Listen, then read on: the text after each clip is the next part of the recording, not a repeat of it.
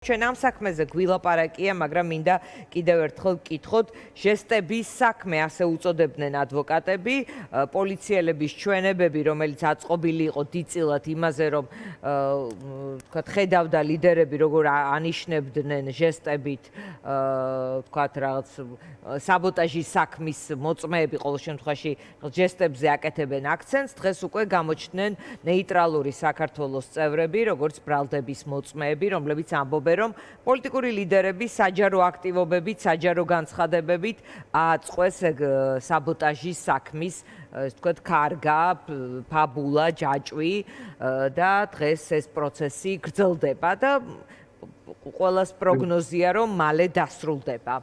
თქვენ როგორ უყურებთ ამ პროცესს, როგორც მორიგი პატიმრობის წინაპირობას? მე მაინც მარტო ჟესტებისას არ უწოდებდი ჟესტების და მიმიკის, ხო, იმიტომ რომ ჟიმილზეც იყო აქცენტები გაკეთებული, როგორც მახსოვს, ვასაძის შემთხვევაში, ხო?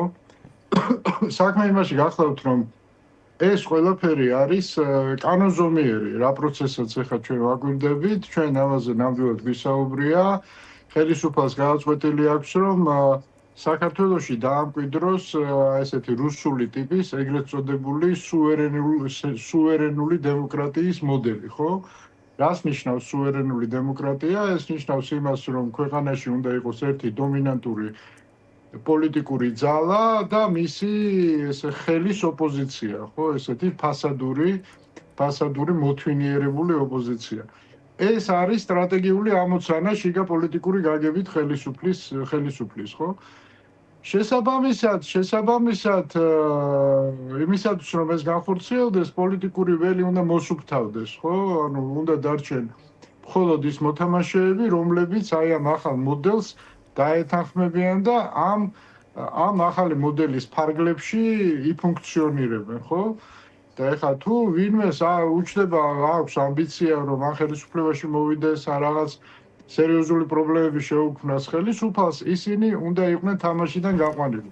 თამაშიდან გაყვანა სხვა ფორმით ხდება, ხო? აუცილებელი არ ეხლა დაჭერა არ არის თვითმიზანი. ვიღაცას დაიჭერ, ვიღაცას აიძულებ, რომ ქვეყნიდან წავიდეს. ეს პროცესი თავისთავად არის თუ არა, ეს ვთქვათ, სიგნალის გაშვება, რომ დაგიჭერ თუ ანუ ქვეყნიდან გასვლის, ასე ვთქვათ, სიგნალი არის თუ არა? ნუ რა თქმა უნდა, ხო, ეხლა ვინ რაზე მოაწერს ხელს, ხო, ეს ცალკე თემაა, ეს ინდივიდუალური გადაწყვეტილებების საკითხია, ვიღაცა პოლიტიკას დღევანდელ სიტუაციაში უყურებს როგორც შემდგარ დიქტატურას და შესაბამისად დისიდენტობაზე აწერს ხელს, ხო? და დისიდენტისთვის ციხეში წასვლა ეს არის მისი ზნეობრივი არჩევანი. ვიღაცა კიდე ფიქრობს, რომ არის შანსი, რომ რეჟიმი, ესე რომ ვთქვათ, ბოლომდე არ ჩაბეტონდეს და ჭირდება პოლიტიკური სივრცე, პოლიტიკური მოქმედების სივრცე და რადგან ის ქვეყანაში მაქსიმალურად შეზღუდულია, დროებით რაღაც პლატფორმას ეძებს შედარებით უსაფრთხო ადგილზე, ხო? მე ორივე გზას, ესე რომ ვთქვათ, ვთვლი, რომ ორივე გზა შესაძლებელია. პრაქტიკული პოლიტიკის თვალსაზრისით ალბათ გაცვლა ჯობია ამ ეტაპზე, ვიდრე აი ესე ჩაყოლა და ციხეში ჩაჯდომა. ციხეში ჩაჯდომა კი პატივისცემას იწვევს ერთის მხრივ, მაგრამ მეორეს მხრივ ეს ერთგვარ სისუსტეთ აღიქმება საზოგადოებაში, ხო, პატივისცემა ერთის მხრივ, მაგრამ უსუსურო, უпростоრეთ სისუსტეთ კი არა, უსუსურობის განცდას აჩენს საზოგადოებაში, ხელისუფლების ძლევამოსილების დემონსტრირება ხდება ამით, დაგიჭერ დაგაპატიმრებით, ხო? როდესაც ფაქტობრივად ვერაფერს ვერ უშვებით ამას და ვერ ვაჭერებთ ამ პროცესს. და რა ვიცი, თუმცა მე კიდევ ერთხელ ამბობ, ეს არჩევანი ყველამ თვითონ უნდა გააკეთოს, ხო? ეხლა გრძელვადიანი პოლიტიკური გაგებით შეიძლება ციხეში ჩაჯდომას აზრი ქონდეს, ხო?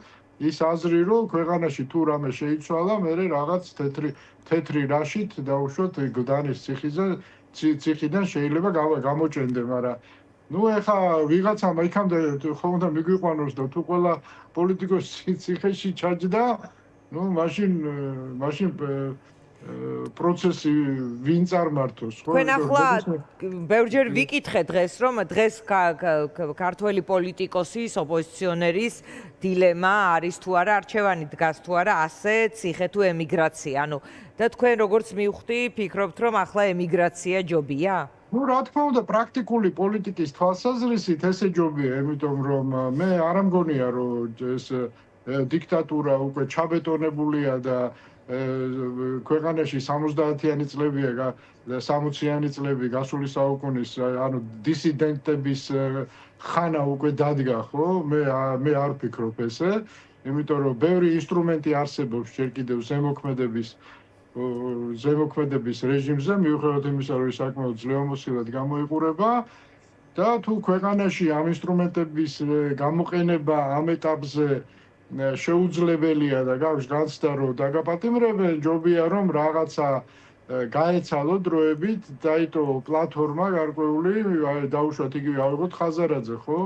ხაზარაძე თუ გარკვეული პერიოდით სანამ აქ პროცესი იმედის მომცემი გახდება, გარკვეული პერიოდით რაღაც პლატფორმა შექმნის დაუშვათ უცხოეთში, ხო, ის აქ სამოქალაქო საზოგადოებას, მედიას რაღაცნაირად დაეხმარება და ხელშეუწყობს ფუნქციონირებაში, ხო? მე ვფიქრობ, ეს უკეთესია, ვიდრე ახლა ხაზარაძე ციხეში იჯდეს და რა არო.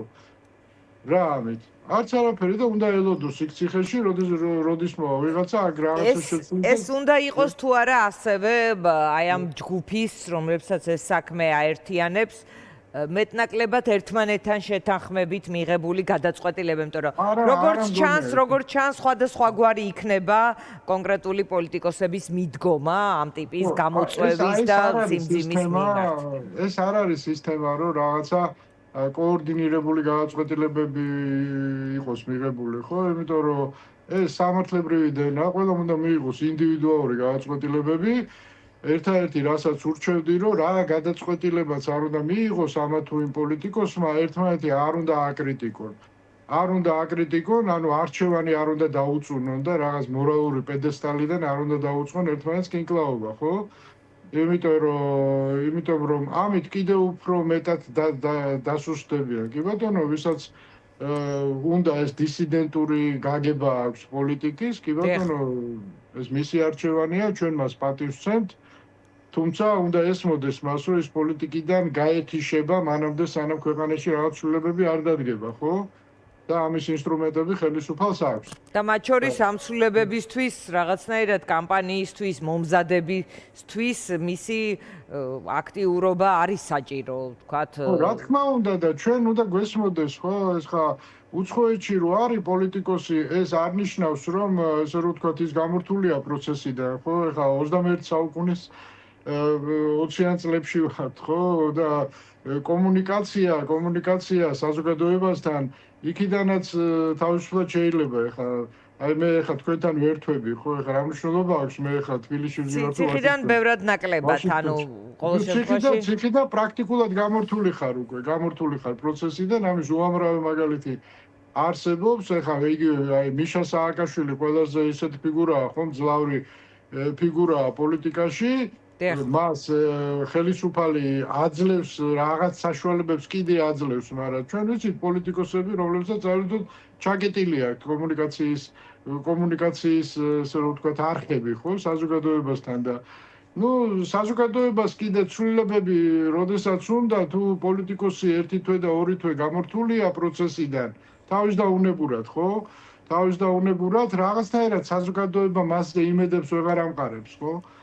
ვეღარ ამყარებს და ეძებს რაღაც სიახლე. თქვენ თქვით, მოკლედ თქვენი ვერსია ასეთი, რომ ივანიშვილი ქმნის რაღაც მისთვის სასარგებლო ველს პოლიტიკური ცხოვრებისთვის და ამ ახალ მოდელში ეს პოლიტიკოსები და ეს პარტიები ვეღარ ჯდებიან და უნდა რომ მოასუფთავოს, იმიტომ რომ სხვადასხვა ვერსიით ივანიშვილს უნდა რაღაც ახალი ტყვეების აყვანა იმისთვის რომ კონდეს სავაჭრო და ასე შემდეგ, ანუ ასე არ უყურებთ პროცესს. რა არის, იცით, ეხლა ერთი მეორეს არ გამორიცხავს, ხო?